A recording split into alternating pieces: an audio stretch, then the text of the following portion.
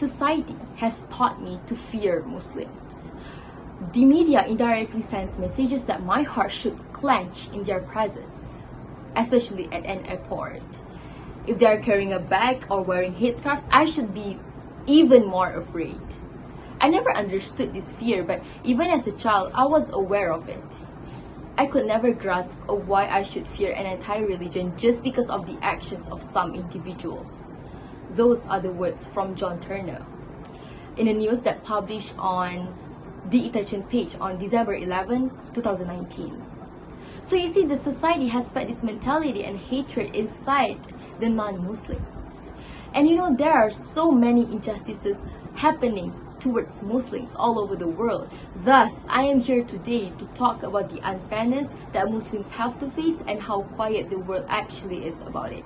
Firstly, let us see the injustice that Muslims in France have to face.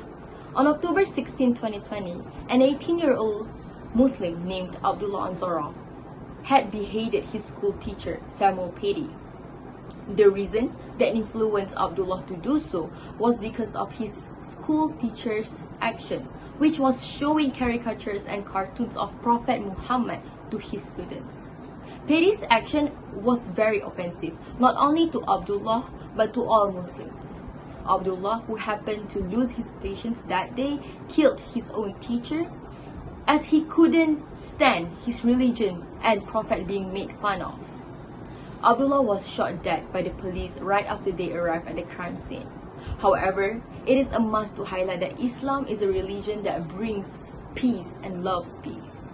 Anzorov's action has led to the decision of the President of France to not taking down any caricatures and cartoons of Prophet Muhammad, even if the Muslims back down. And a few days after the Paty's killing incident, or to be more exact, on 20th of October 2020, two Muslim women were stabbed by two European women near the Eiffel Tower.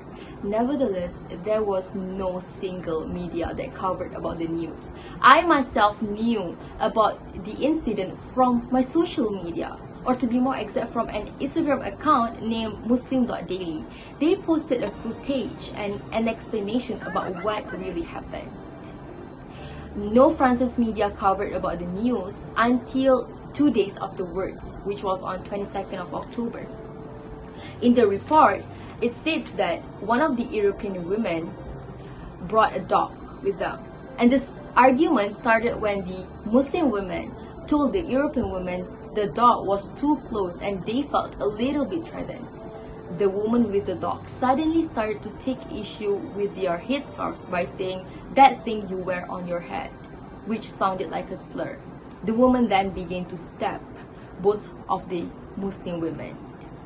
However, I personally think one of the reasons that influenced the European women to do so is this speech that was given by the President of France himself, Emmanuel Macron.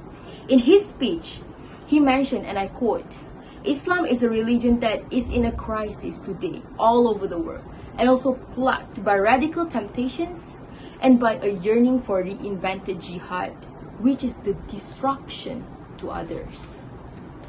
Next, we are going to talk about the injustice that Muslims in Belgium have to face.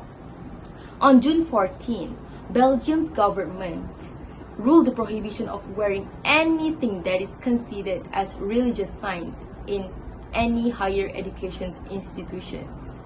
They decided to ban hijab, which means Muslim women are not allowed to continue their studies in higher level if they decide to wear hijab still. It is like if a Muslim woman wants to continue their study to a higher level, she has to take off her hijab. How is that even possible? We all know wearing hijab is one of the most important part in Islam faith. This action is obviously an inequity towards Muslims. I don't see any reason for someone to not receive higher education, which is a basic human right, just because of what they wear. Luckily though, a lot of people, no matter what are the religions, they are all standing with Muslims in Belgium. A few days after the announcement of the hijab banning rule, the hashtag Hijabis Fight Back became viral and trending. Lots of Belgians were protesting in order to ask for the Muslims' right to be given back.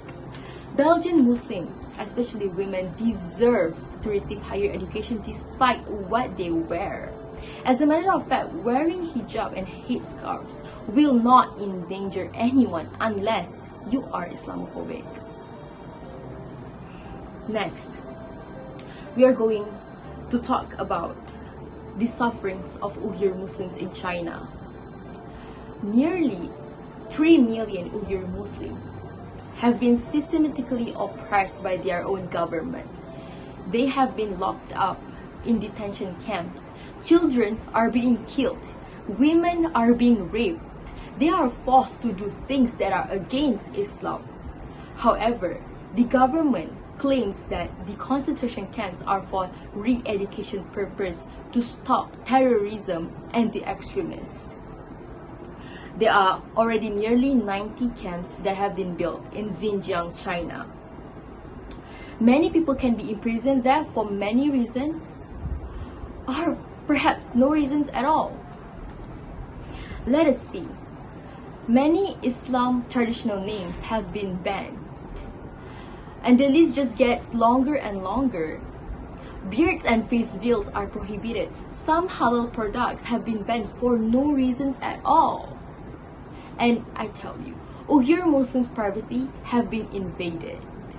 Imagine living in a place with a hyper surveillance safety techniques and being watched 24 hours. I am not lying. There are face recognition cameras to identify Uyghur Muslims in the streets. If the government detects you, you will probably end up in the detention camps. There are also spy apps that the Muslims are forced to install in their phones so that the government can track them online. Let me tell you a story about Nuri Turkle, a Uyghur American attorney, public official, human rights advocate.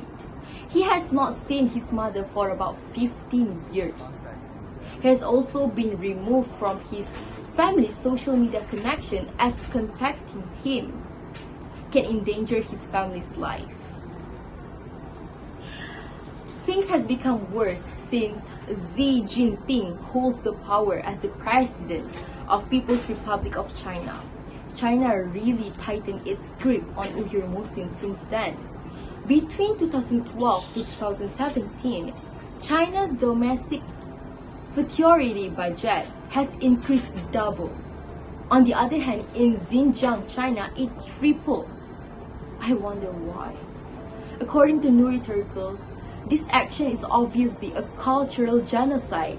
China is trying to vanish Uyghur Muslims' identity from this world. It is really saddening to see a lot of people decided to turn a blind eye on what really happened. It breaks my heart to see the sufferings other Muslims all over the world have to face, let alone the silence of the world about it. We need more people to talk about this, as society should not be brainwashed to see Muslims as a threat. No one should be punished for their beliefs. So I encourage each one of you to speak out about this so that the world knows what actually happened. You don't have to be Muslim to care. You just have to be a human. All lives matter. Muslim lives matter. Thank you.